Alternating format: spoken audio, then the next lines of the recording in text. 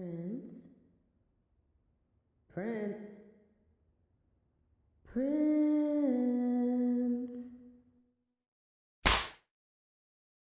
Good! I finally got your attention. You looked so peaceful as you were daydreaming, but it's getting late. So, I need to get you to your room. The Queen already went to bed and said to make sure you are all rested for tomorrow. So, how do you want me to carry you today?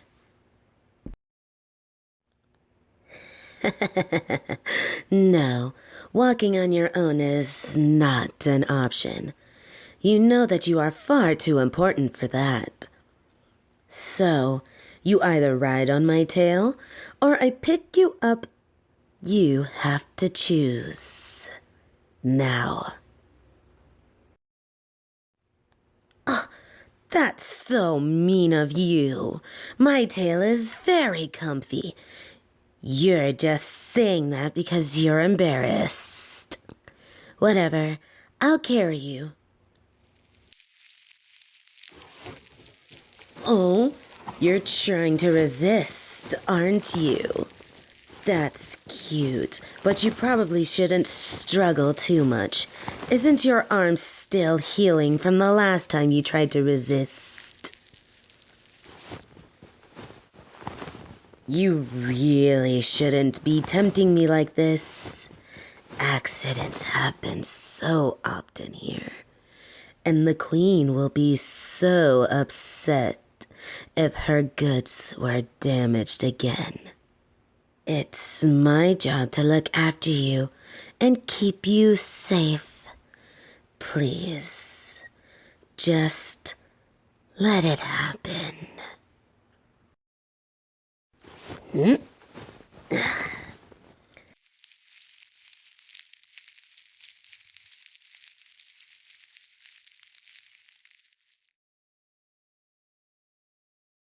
See? That wasn't so bad. I have no idea why you need to make a scene every night. Huh? The Lamias in the hallway. What about them? Well, of course, they'd laugh at you. That's what you're here for. Did you already forget? Enough about that. Let's get you cleaned up since you've been good. I'll scrub your back with my tail. Gently this time. I promise.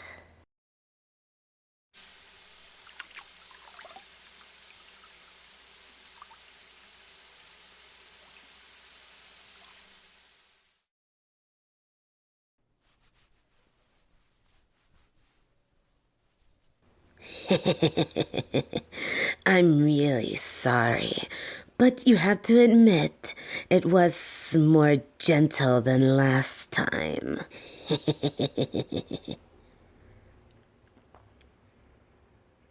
Well, if your back is really that sore, then all the more reason to get in bed. Here, lay down. Don't worry, I'll be right next to you until you fall asleep. Oh, I know. How about I tell you a bedtime story? Don't say that. You're never too old for a bedtime story. I know just the one for you.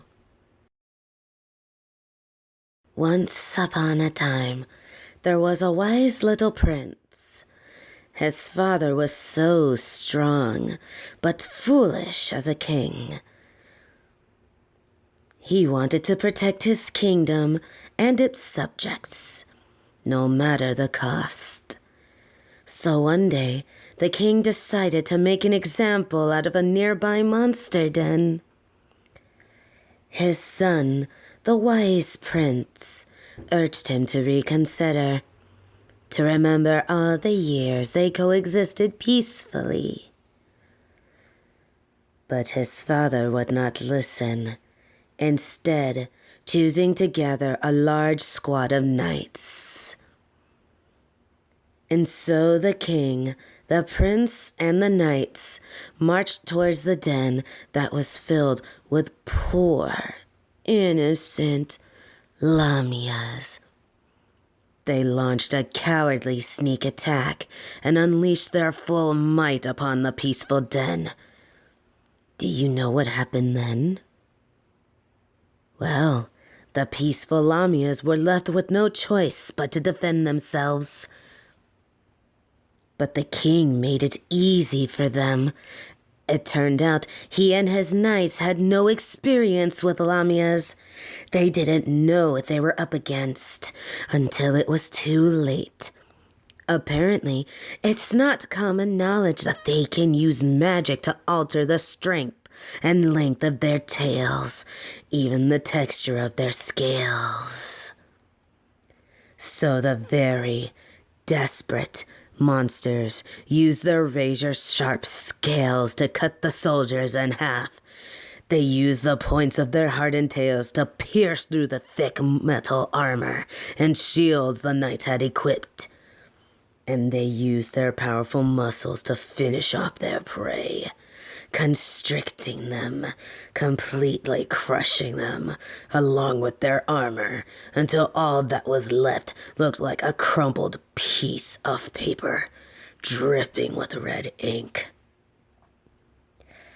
After they finished defending themselves from all the knights, they focused on the king and prince, who they surrounded earlier.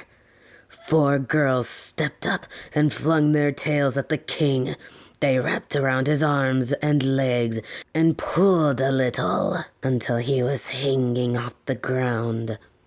They kept pulling and pulled some more until... Oh, hey, what's wrong? You're shaking. Is the story not relaxing enough for you? That's weird. It always puts me in a great mood. Just talking about it, I can remember the taste of his crimson rain. But it's far too late to be upset now. This all could have been avoided if you did a better job at convincing your father. But you couldn't, so he paid the price. And you, our queen, didn't even need her tail to knock the sword from your hands.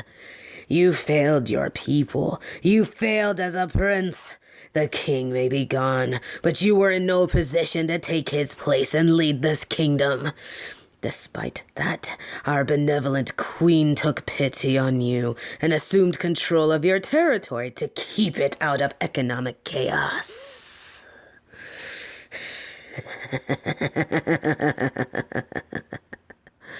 The looks on your leaders' faces when they realized that these giant snake-like monsters living in caves actually knew plenty about economic and political restructuring.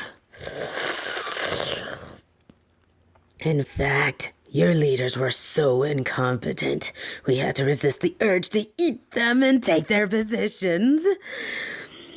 We might have if our queen didn't make it clear that the violence would stay on the battlefield. But it's still an option if you don't behave. I said it before, didn't I? Accidents are so common. But despite everything you did wrong, our queen still allows you to spend each day at her side, ruling together. Yes, I'm sure it doesn't seem like you actually control anything, but the people think you do, and that's all that matters. Whether they trust you to return things to normal, or they just want to blame you for their troubles. Either way, keeping you around is the best for everyone. Especially you, since that's all you're good for anymore. It's better than the alternative, don't you think? My people don't ask for much from you. I think we've proven that we're not barbarians. At least not the ones your people thought we were. Just like how you're not the prince we thought you were. I actually admired your determination at first. You were so confident that you would one day rally your people to rebel and take your kingdom back. It was pointless, but also cute. But that was a long time ago. That spark in your eye has been snuffed out and replaced with a powerful longing. I've seen the way you look at me recently. I know just how you feel. The truth is, you come to enjoy our time together. We're not like succubi. We don't admit any pheromones to form an attraction.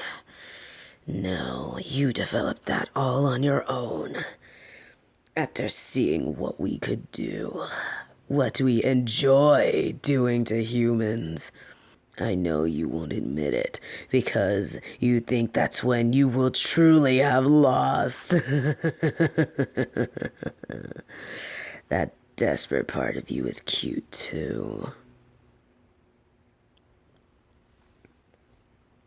Hey, how does it feel, knowing that you betray the pride of your kingdom every single night that you listen to me?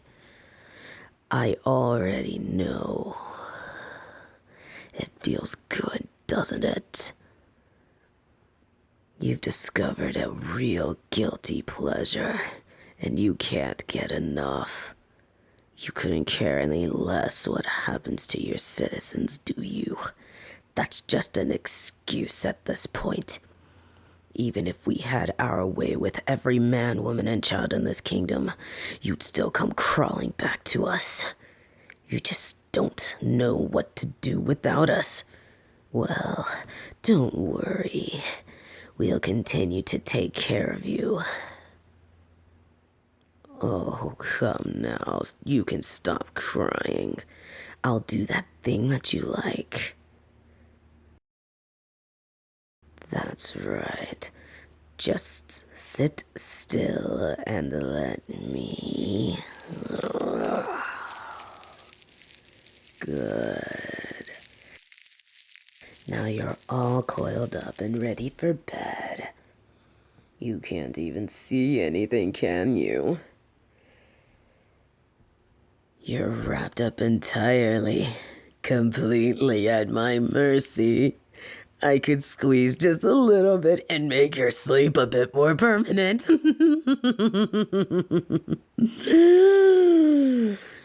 But you know that I won't. I've also gotten used to your warmth, and replacing it with someone else would be bothersome. Even if the queen decided she didn't need you around, I'd probably keep you by my side. You don't have to worry about anything anymore. Your father, the people, the other Lamias, the future. You can leave it to me. Because right now, all you have to do is sleep. Good night.